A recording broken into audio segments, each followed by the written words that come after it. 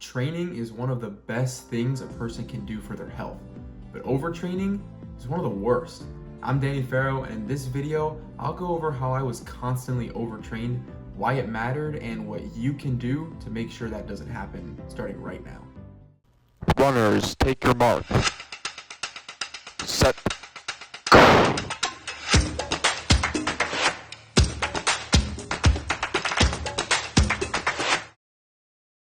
So when I started running in 7th grade, I realized that I could be really good, but I also knew what it would take to become really good.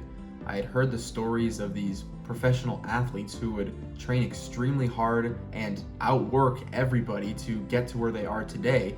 And so I knew that if I wanted to be like them, if I wanted to be the best, I would have to work and train like the best. I would have to outwork everybody else. I figured that while they were resting, I would be training, and that way I would be one step ahead. So whether that was late nights or early mornings or just really going the extra mile during practice, maybe spending an extra hour or 30 minutes, more of the workout, extra reps, extra laps, whatever it was, doing what no one else was willing to do or thinking of doing to make sure that I would come out on top in the end.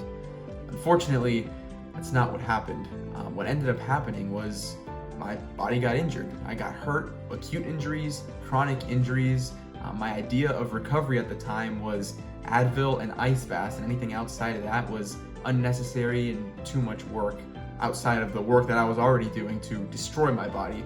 I didn't think it'd be important to repair my body. So overtraining is a beast that takes on many forms and has many different symptoms, but the three I want to discuss today are psychological doubt, decrease in physical performance, and an increase in injury. As athletes, we know the importance of staying mentally focused during our sports, in competition, or even just during training to make sure that we're getting the most out of our practices. Overtraining is a result of thinking that we have to outwork everybody else.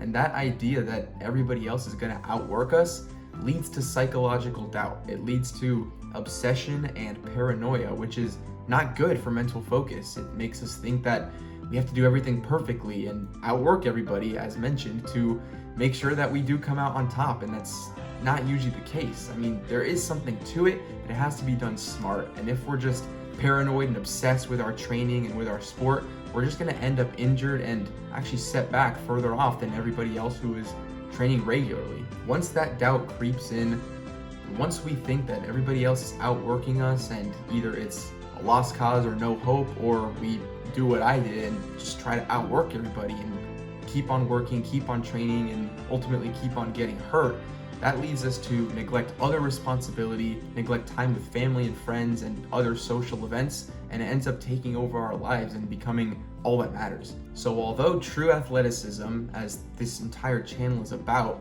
is a lifestyle, it's not just training for the 30 minutes to hour and a half, 2 hours, however long it may be. It's about living like humans are supposed to, living like an athlete.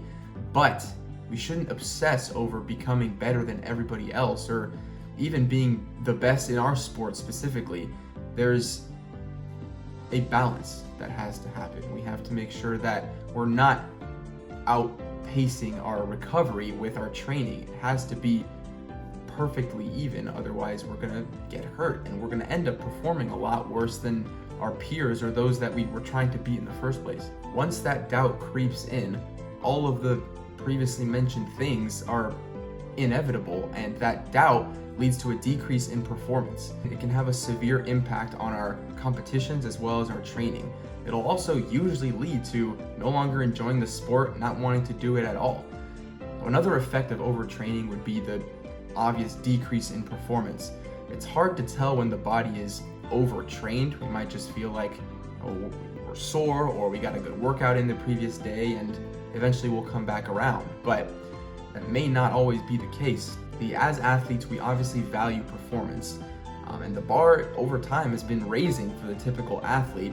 I mean, as I mentioned before, we hear the stories of professional athletes who trained all night long or wake up at 3 a.m. to get extra practice in before everybody else, and that's starting to become the standard for all high school and especially college athletes. But the issue is, at a certain point, the body can no longer keep up with the damage that's being done, and we're not getting enough sleep or eating well enough, or even we're just training too hard.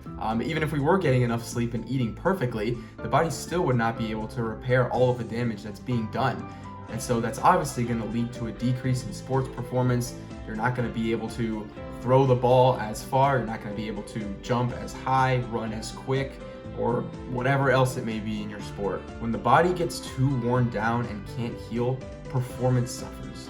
And when performance is on the decline, the inevitable thing that comes next is injury.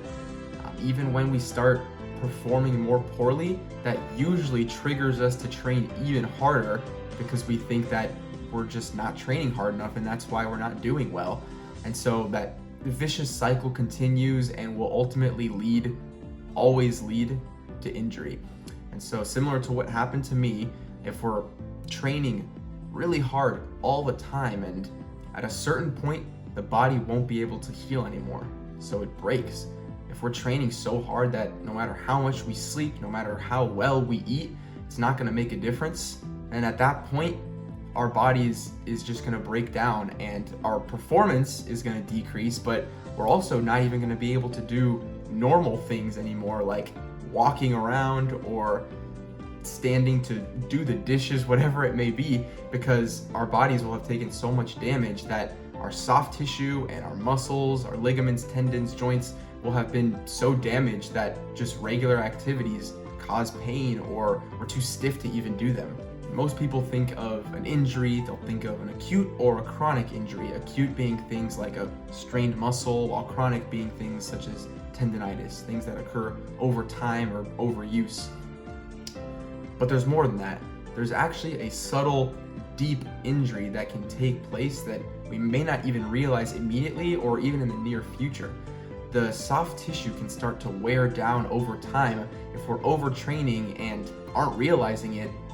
In 5 years, 10 years, that tissue damage is going to really start to show, and we're not going to be able to perform well in sports or even in life. We're not going to be able to do normal things because that tissue will have been so far degraded that we'll have to do a lot of work on the back end to repair that tissue. So what do we do about it? We obviously all want to do well in our sports. We want to perform well. We want to outwork the competition, perform better than the competition, but we don't want to overtrain and injure ourselves, decrease our performance, and let those psychological doubtful thoughts creep in and cause us to obsess over not training hard enough. So what do? Well, there's a few things we can do. The most important is to make sure that we're recovering well. The body adapts in cycles, so it's important to know that if we train extremely hard, at a certain point there's diminishing returns and obviously damage starts to be done. We won't see improvements in our performance until the cycle has completed. An important part of that cycle is your recovery. So once you're done with your workout, sure, do the ice baths and do the foam rolling, do whatever you typically do, but make sure that you're continue to recover in the days ahead. Make sure that you're eating well, you're eating good, whole foods, you're sleeping, I'm not gonna say at least 8 hours, but you're sleeping as much as you can, as much and as well as you can. Quality over quantity always. So the body adapts in cycles, and recovery is a major part of that cycle. So focus on the recovery, focus on doing as much as you can in your practice sessions, but training is also just as much about quality as it is quantity. So don't necessarily have to spend all of the extra time working on your craft or in your sport, but more make sure that you are training well in the time that you are training well in ways that aren't going to get you injured in the future, and that also aren't going to take up your entire life or all of the time that you have, because that's ultimately going to take away from other things that you should be focusing on, and it's usually going to lead to overtraining anyway. Another helpful thing that we can do is outside of training sessions, instead of training even more, we can make sure we're staying active in very subtle ways. So instead of sitting at our desks at school all day, we can stand up, go for walks. If you are in a classroom where you have to sit in a desk, you can ask to use the restroom or just ask to leave for a while. I don't know if that would be allowed, but see if it works, go for it, go for a walk, make sure you're stretching out the muscles. And again, outside of training sessions at home, make sure you're stretching, you're staying in nimble positions, not letting your hip flexors get tight from sitting too long, and just staying active. Refrain from being sedentary for any more than 10 to 15 minutes at a time. Always take breaks to move around and stay nimble. Those little things aren't overtraining you. You're not going to end up getting injured. Quite the opposite, actually. They're a part of your active recovery that's going to end up making your previous training more fruitful, and you'll come back even stronger the next time you do go out and train or the next time you have competition. So, as always, the studies, I didn't mention any specific studies, but the information that was referenced, I'm going to cite those sources down in the description. If you want to look at those official scholarly sources, the actual experiments that were done, you can check those out in the description. That's all I had. To reiterate the 3 points: overtraining can lead to 3 major issues, 1 being psychological doubt, 2 being a decrease in performance, and 3 being an increase in injury. So to keep those 3 things from happening, focus on your recovery and don't worry so much about spending all that extra time training. Make sure that the quality of your training is up to par.